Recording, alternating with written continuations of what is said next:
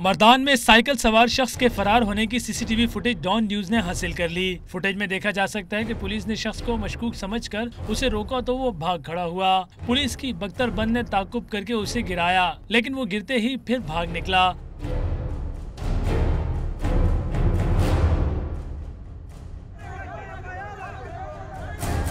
बाद में पुलिस एहलकारों ने फायरिंग करके उसे हलाक कर दिया। हलाक होने वाले शख्स की शनाख्त ओलस खान के नाम से हुई। वाक़े के बाद हुर्सा ने मर्दान प्रेस क्लब के सामने लाश रख कर एहतजाज किया और मुतालबा किया कि जिम्मेदार पुलिस एहलकारों के खिलाफ कार्रवाई की जाए। हुर्सा के मुताबिक ओलस खान 12 बच्चों का बाप और साइकिल पर घर घर जाकर कपड़े फरोख्त करता था। DPO मर्दान का कहना है कि नाकाबंदी के बावजूद मशकूक शख्स नहीं रुका, जिस पर पुलिस को फायरिंग करना पड़ी।